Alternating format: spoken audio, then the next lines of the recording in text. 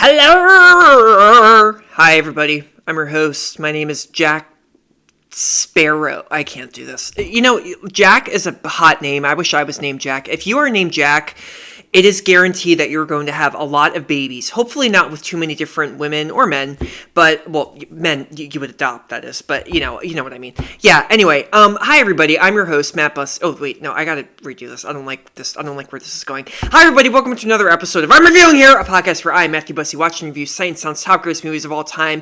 It's me, my doggy, and my squeaky chair. Oh, that doesn't sound right. Hi, everybody. I am good. I'm in a goofy mood. I just ate some tacos. I'm currently watching Mission Impossible Dead Reckoning Part 1. I've been watching it for 3 hours, and I just looked. I have 115 minutes left. This movie is so goddamn long. I kind of like it, though. So I'm kind of doing this thing where I'm really far ahead with all the movies that I am watching and reviewing for this podcast. So I'm kind of taking a little bit of a break. Like a little break just from watching the movies on the list because I don't want to forget about them, and I actually work a lot better when I remember the movies, like when they're clearer in my head. You know, that's how the mind works. So I am doing that, and I'm currently now catching up on 2023 movies that I missed. So yeah, I didn't see Mission Impossible in theaters. I know, I'm a hypocrite. Because I'm always like, go to the movies, but then I didn't see this movie. I didn't see the movie. I'm not an action fan. We know this. Come on, you know this. You know this. You know this. I will tell you, though, Society of the Snow, just watched that, and I am never, ever, ever doing two things, flying on a plane or going to the mountains ever again. I'm going to Italy and Morocco this summer. I am not flying there. I am swimming. I am taking a ship. Oh, God, it's terrifying. Terrifying goddamn movie. I do recommend it. Anyway, today's movie is not terrifying. Today's movie is... Oh, boy. Today's movie, let's just cut to the chase, shall we? Today's movie is called The Magnificent Ambersons.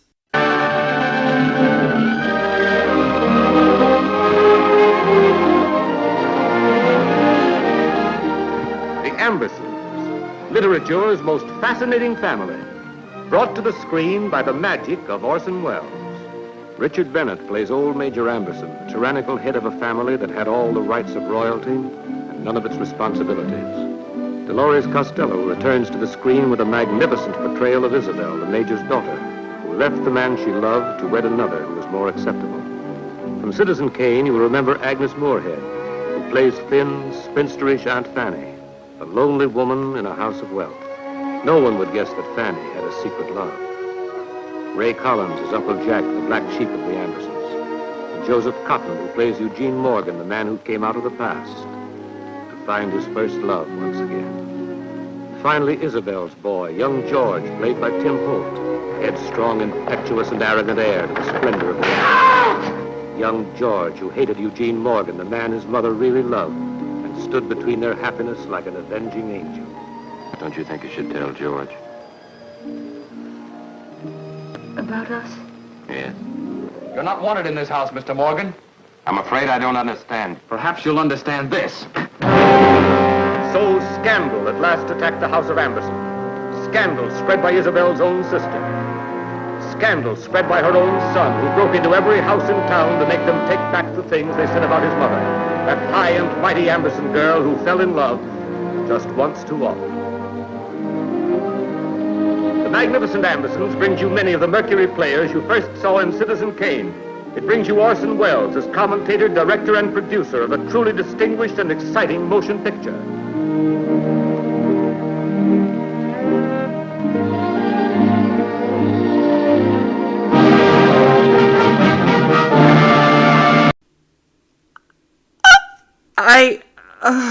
Oh God, I had so many problems with this movie. I really kind of hated this movie. I don't like to hate movies, but okay. The Magnificent Ambersons is a very disjointed, flappy, floppy movie. Flippity flop. You know how rabbits, they hippity hop. Do they flippity flop or hippity hop? You know when bunnies fly at the speed of light, runs fly at the speed of light? That is this movie. It is just so messy. Now, I'm going to talk about why it's messy. I need to clarify this. This is not Orson Welles' fault. Orson Welles directed this movie. He wrote and directed it. It came out in 1942. It's based on a Pulitzer Prize-winning book by Booth Tarkington, which came out in 1918. It was nominated for 4 Oscars. It's considered to be a classic. I just don't understand it. I don't understand the hype with this movie. I really, really don't. So what's the problem with it? Why didn't I like it? It's very disjointed. I'm going to get into why it's disjointed to begin during BTS Secrets and Scandals, but a part of me can maybe try to forgive why it was so disjointed because it was not Orson Welles' fault.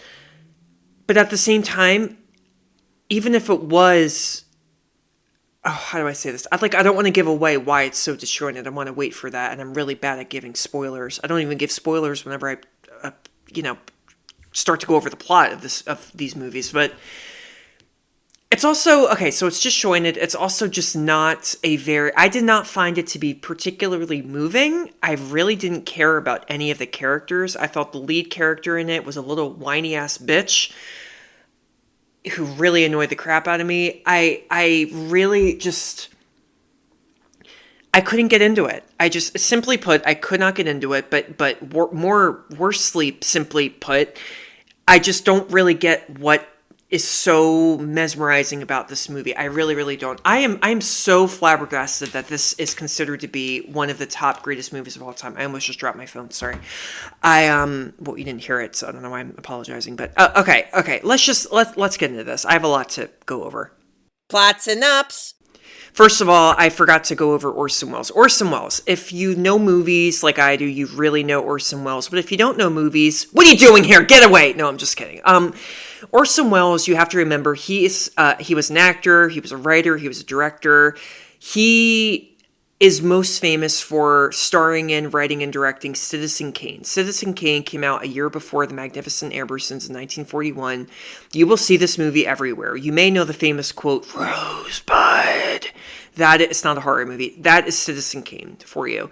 Now, Citizen Kane, I love the movie. I think it's a phenomenal movie, but I think it's a phenomenal movie on a very stylistic level only. I think that's what makes it such a mesmerizing film to look at. It's the type of movie where every time you watch it, you discover a little hidden visual ingenuities in the film. Ooh, I never used that word. Yeah, in the film. So that is why to this day it is so revered.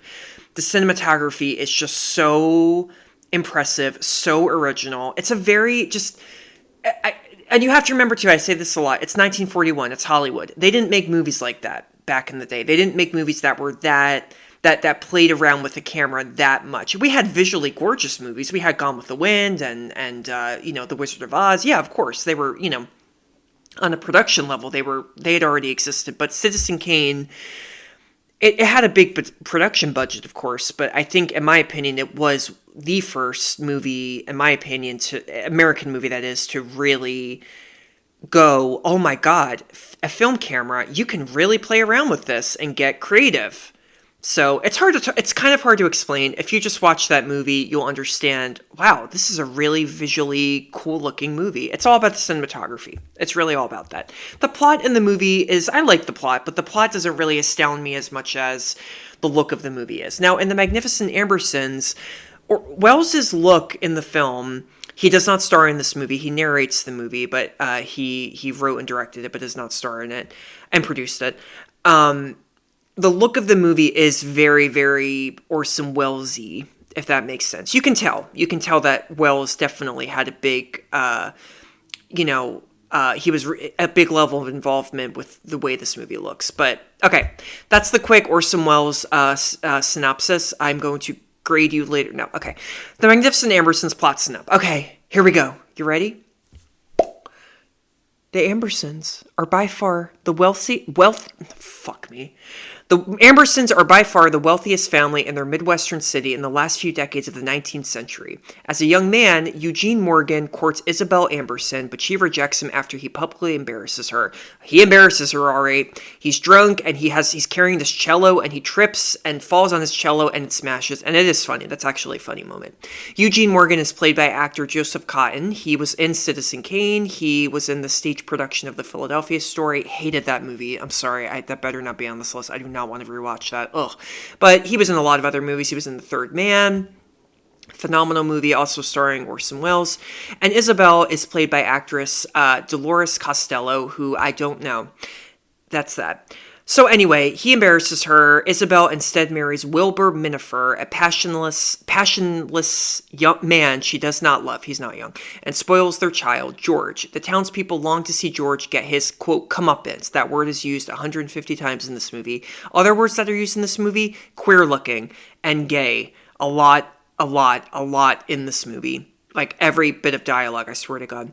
So anyway, George, as a little boy, he dresses up like George Washington. I don't even know if that's his real hair or anything. No, also George Washington didn't have long hair. What am I thinking of? I don't know. Oh, the guy, like in Independence Day, the scientist who knew all about Roswell, but then he gets killed by the alien and he's like, release me. Yeah, that guy. He looks like that guy as a boy. That actor scared the bejesus out of me in that movie. In the early 20th century, in The Magnificent Ambersons, not Independence Day, Major Amberson gives a large party at the Amberson Mansion for George, who is home from college for the holidays. George right now is played by actor Tim Holt. Eugene, now a widower, who has just returned to town after 20 years, attends. Excuse me, I just swallowed. George dislikes Eugene, whom he sees as a social climber, and ridicules Eugene's investment in the automobile. He instantly, however, takes to Eugene's daughter, Lucy. Lucy is a sweet little girl, older woman, young, you know what I mean, little girl. I'm just being annoying. She's played by Ann Baxter, and she loves to smile in this movie. Wilbur Minifer loses... Oh, I just skipped a whole crap, sorry.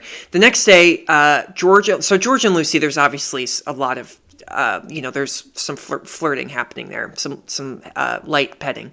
The next day, George and Lucy take a sleigh ride. They pass Eugene, his Aunt Fanny, Isabel, and Isabel's brother, Jack. Eugene's horseless carriage has gotten stuck in the snow, and George jeers at them to, quote, get a horse. So yeah, George and Lucy are riding around. They're on the sled, but the sled is attached to the horse, and the horse is running around. It looks like so much fun, but that's cruel to the horse. The Amberson sleigh then overturns, and Eugene, after his vehicle is mobile again, gives everyone a ride back home. George is humiliated by the incident and angered by Eugene's attentions toward Isabel and his mother's obvious affection for Eugene. So George and Lucy, they kiss when they fall off the sled. Eugene sees that, but it doesn't really seem to matter that much, but then...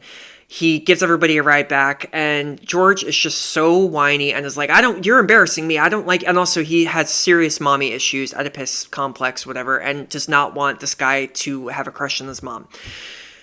Wilbur Minifer, his father, George's father, loses a substantial amount of money on bad investments and soon dies. His death is so sudden and does not make any sense whatsoever, and it's also not implied that he lost any money. For me, at least, I did not understand that.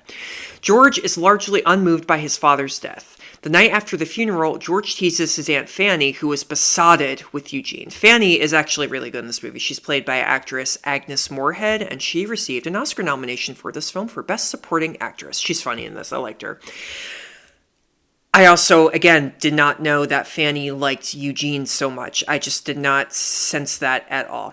Time passes and Eugene becomes very wealthy, manufacturing automobiles, and again courts Isabel, who refuses to risk George's disapproval by telling him about their love. Lucy rejects George's marriage proposal by saying that he has no ambition in life other than to be wealthy and keep things as they are, and she leaves town. Again, she just leaves. They just say that she left in the next scene, but in the previous scene, she was so like, oh, kitty, oh, hello, and then she's gone. So I just, again, I did not understand it. The Ambersons invite the lonely Eugene to dinner, where George, blaming him for turning Lucy against him, criticizes automobiles. This man hates automobiles. The Ambersons are shocked by his rudeness, but Eugene says that George may turn out to be right. So Eugene isn't like a bad guy in this movie. That evening, George learns from Aunt Fanny that Eugene has been courting Isabel.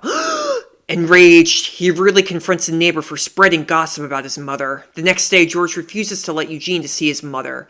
Jack tells Isabel about George's terrible behavior, but she declines to do anything that might upset her son. Eugene writes to Isabel and asks her to choose between her son and his love. Isabel chooses George. I mean, it's her son, so you can kind of understand that. Lucy returns home to find that George is taking his mother to Europe on an extended trip. George talks to Lucy in an attempt to discover if she loves him. She feigns indifference and they part. Lucy is heartbroken, however, and faints. Again, for the millionth time, I did not know she fainted in this scene because she goes to get these drugs in this drugstore, and then the drug guy the cashier guy turns around and then just goes, "Gosh almighty," or whatever, and then it just fades to black, and that's it. No explanation, nothing, the end. Months pass, and Isabel is seriously ill, so she's suddenly ill all of a sudden. But George will not allow her to come home for fear that she will renew her relationship with Eugene. He relents only when she starts to die. George refuses to let Eugene go upstairs to visit Isabel on her deathbed, although she begs to see Eugene one last time. So George, again, is just a little bitch. After Isabel's death, Major Amberson sinks into senescency. Freaky Friday 2003, great movie. His estate is worthless. Jack leaves town to take a job in another city. George intends to live on Fanny's income while he trains to be a lawyer, but she reveals that she lost everything in bad investments and they are left with only a few $100s to live on for the rest of the year. Eugene asks Lucy if she will reconcile with George. Lucy instead tells her father a story about an American Indian chief who was, quote, pushed out on a canoe into the sea when he became too obnoxious, which Eugene understands to be an analogy for George. True. Penniless, George gives up his job as a law clerk and finds higher paying work in a chemical factory, which gives him enough money for himself and Fanny to live on. George wanders the city and is dazed by the modern factories and slums which have grown up around him. And his last night in the Amberson mansion before it is sold, George prays by his dead mother's bed. The narrator, Orson Welles, says that no one is around to see him receive his comeuppance. He got his comeuppance finally. So, okay, a little bit of a good character arc there, I agree, but I still don't like George in this film. George, out of nowhere, is seriously injured by an automobile. Lucy and Eugene go to see him at the hospital and reconcile with him. In a hospital corridor, Eugene tells Fanny that Isabel's spirit had inspired Eugene to bring George, quote, under shelter again, which implies that his and Fanny's financial security was assured. And then the movie ends, and there's a really bad narration by Wells at the end saying everybody who was in the film, and it just doesn't work. And the end. Goodbye. I've got this dance with her. With whom? With Isabel, of course. 18 years have passed. What have they? Tell me, have you danced with poor old Fanny, too, this evening? Twice. Wilbur? My gosh, old times certainly are starting all over Times. again. Not a bit. There aren't any old times, but times are gone. They're not old, they're dead. There aren't any times but new times.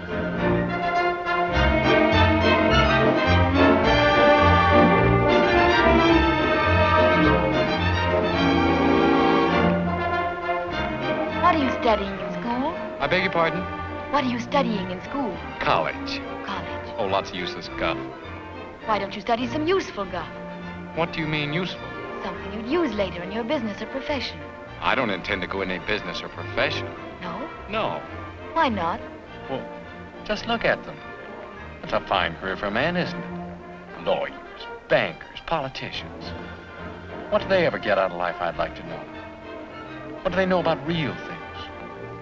Where do they ever get? What do you want to be? A yachtsman.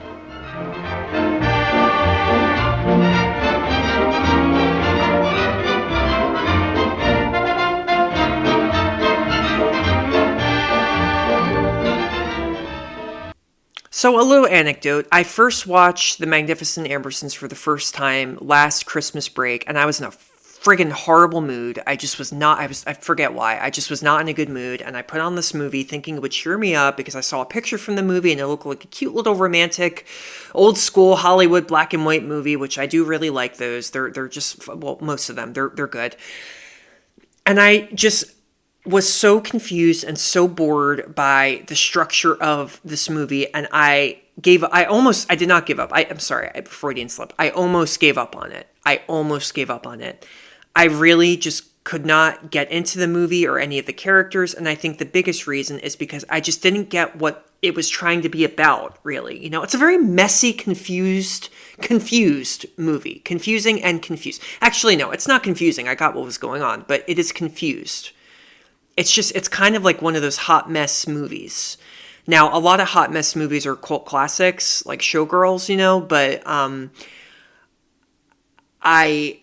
this one just didn't do it for me, you know, and I rewatched it. I rewatched it, you know, because I was like, well, I was in a crappy mood. Maybe I'm in a better mood right now, you know, so I ate some hummus and I watched the movie, and I was in a better mood, but I still was like, why is this just jumping all over the place? It jumps all over the place so much. And this is not a long movie. This movie is like an hour and 28 minutes, I think.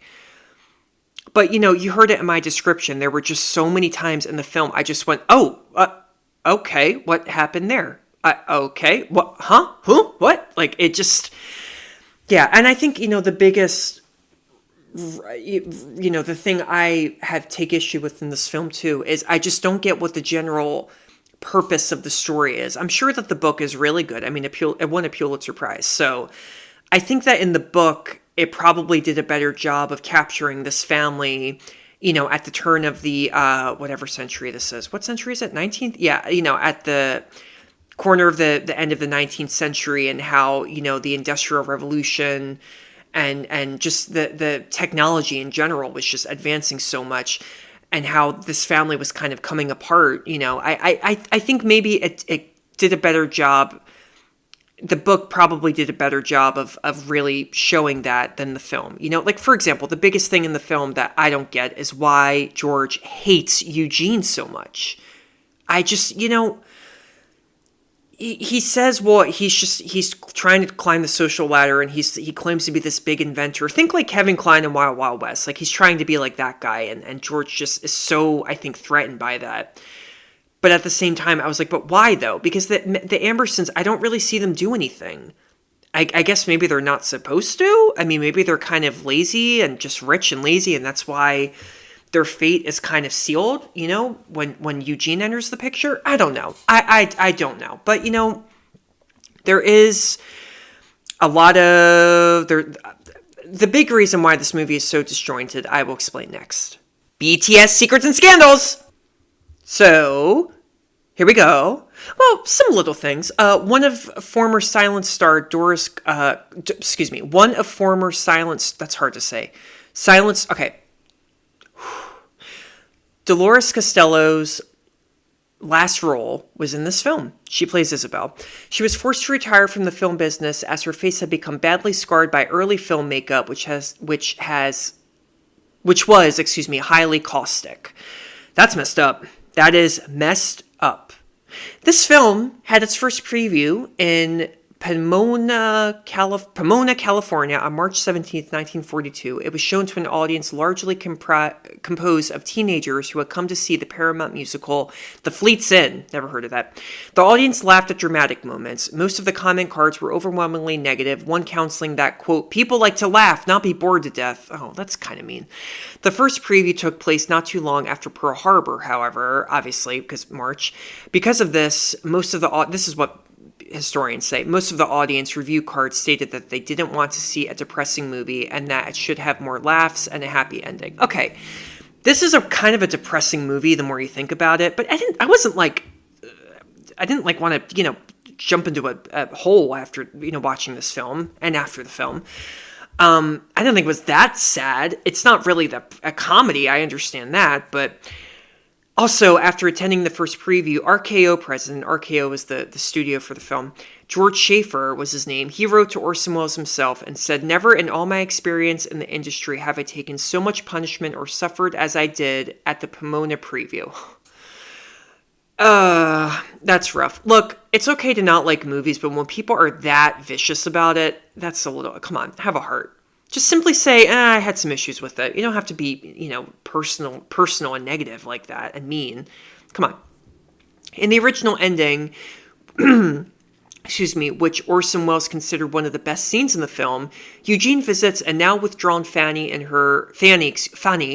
going to call her that from now on, in her new home, a boarding house filled with noisy eccentrics. That provided an ironic counterpoint to his good news about George's recovery and his reconciliation with Eugene's daughter.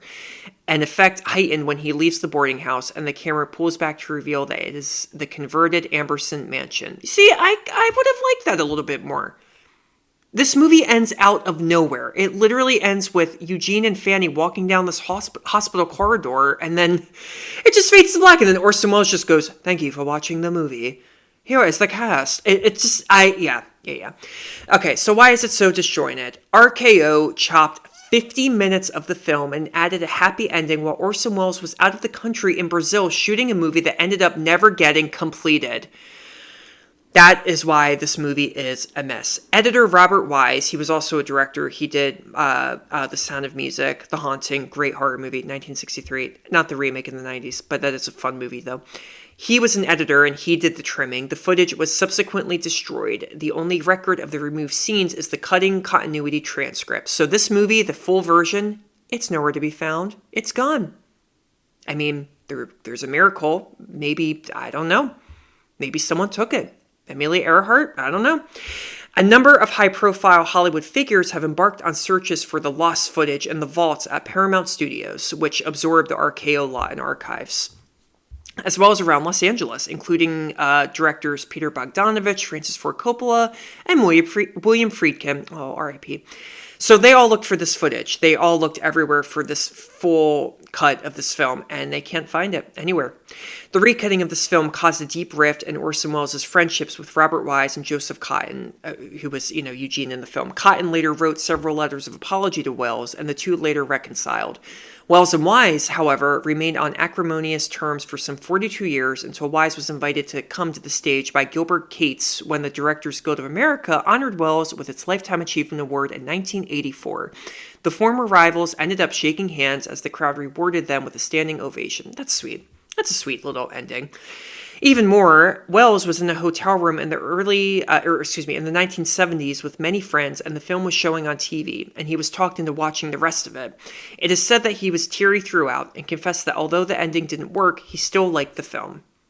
Yeah, that's still pretty crappy, like that he had to go through that, Composer Bernard Herrmann had his name removed from the credits to protest the way RKO tampered with his work. Yeah, so they were pissed. And you know what? They had a right to be pissed. And that's why I feel mean giving this a bad review, because, sorry, I'm moving my chair. It's not, Welles' fault. This is another example of when a studio can be so vile. I mean, truly.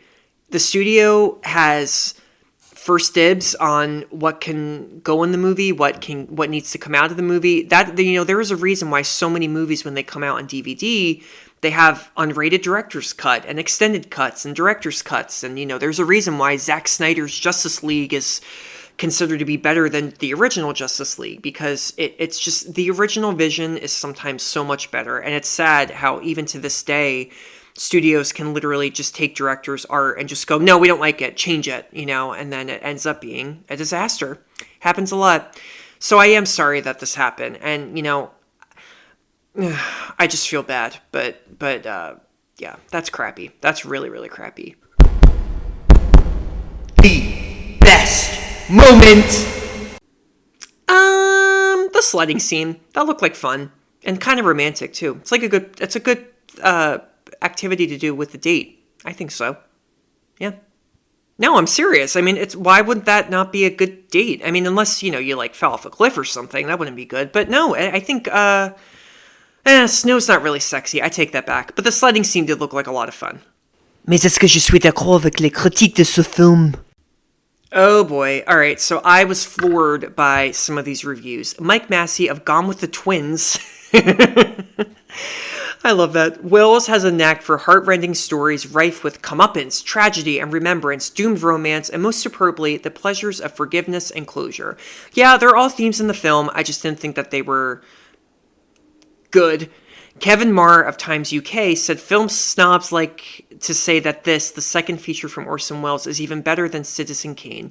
That's a stretch, but it's certainly exquisitely beautiful filmmaking. There are frames in there to die for. I agree. There are a lot of gorgeous frames in this movie. The ball sequence in this film is great. Welles is so good in his movies, putting together the mise-en-scène, putting together every single little tiny meticulous detail into the shot. The blocking and the production design and the objects on screen. It's so planned out, and it's really amazing. And it's not just the mise-en-scène, it's also just the cinematography in general. Like there's one scene that stuck with me in this film of George looking out the window as Eugene is, walking away from the house, and you just see Eugene leaving the house, and then you just slowly see George's face appear on the left side of the frame, and it's great. It's great. Welles, hey, I have nothing against the look of this movie. No, it's gorgeous. Andrew Saris from Observer said, "I must say that I much prefer it to Citizen Kane. So sue me." I am going to sue you for that. I'm sorry, your opinion, but what? Manny Farber from The New Republic said, "While telling this story haltingly and clumsily, the movie runs from burdensome through heavy and dull to bad. It stutters and stumbles as well submerges Tarkington's story in a mess of radio and stage technique." Yeah. It gets boring, it gets messy, it does stutter, and then I didn't understand the whole radio aspect of it. Orson Welles was he was a radio player? No, what's the word? What am I thinking of? Hold on. Crap. Oh, he was a radio host. Why did I forget that word? Radio host. I have 10 friends that went to Westchester University and all did radio. How the hell did I forget that? I'm sorry. Well, that was a while ago. Jonathan Rosen. Okay, but that explains though why Welles was so good. He does have a great narrator voice, and okay. Jonathan Rosenbaum of Chicago Reader said, "The emotional sense of America in the late 19th and early 20th centuries is so palpable you can taste it." A little bit. Yeah. It's very bland. Jamie Russell of BBC.com said, "Welles' technical brilliance shines through, securing the film its classic status." Technical brilliance, I agree. Is it a classic? I don't think so. Jeffrey M. Anderson from Combustible Celluloid said, "I can't help but be pulled in two directions. One is enthusiastic embracing the film for its beauty, poetry, brilliance, ingenuity, and greatness. The other is mourning the fact that the movie could yet have been still more." I agree, and I want to end with that quote because, a part of me is a little torn with this film because I don't like it, but I feel bad because it could have been so much better, but it's not Orson Welles' fault. It's this movie, there is something really epic in this film. If this was 2.5 hours, I may have probably liked it more. Honestly, I think I would have, because you have, an involving story. You have a lot of characters. You got some family scandals, some love affairs, and you got snow. And it's just all missing. It's really missing, and it could have been better. Is it really one of the best movies of all time? No, Citizen Kane is. And, Orson Welles did another movie with Rita Hayworth, I think? The Lady from Shanghai, I think it was. Yeah, The Lady from Shanghai. I love that movie a lot more than this, but that also was a very messy movie. He was a great actor. He was a great director. I'm not hating on Orson Welles at all. And obviously, this movie was not his fault. What happened with this movie. So, no, this is not one of the best movies. I'm still very perplexed as to why so many critics put it, actually voted for it for Sight and Sound's top greatest movies of all time. But, everyone's entitled to their own opinion. There are some of my favorite movies that are not on this list, and I don't understand. I really don't. I got angry comments from family members when they found out that my favorite movie was The Ring. Yeah, shut up. It's my favorite movie. I can see it on my DVD stand from over here, and I'm going to go watch it right now.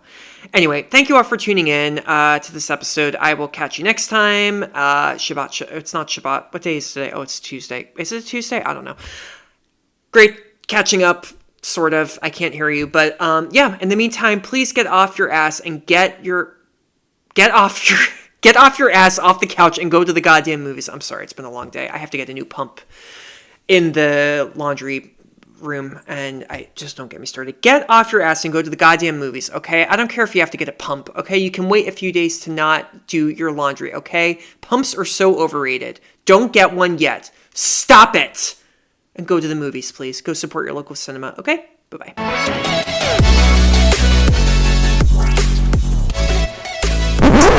Oh, you made it. Thank you so much for tuning in to another episode of I'm Reviewing Here. New episodes drop Tuesdays and Fridays. You can get this podcast wherever you get your podcasts.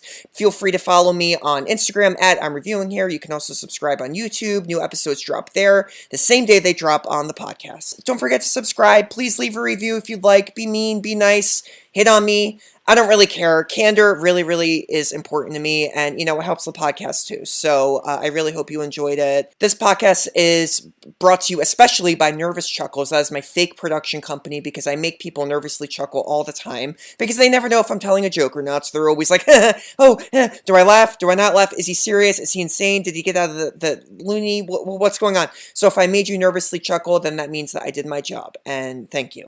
There is no funding for this podcast, but if you want to give me money, then, hit me up. DM me. Bye-bye.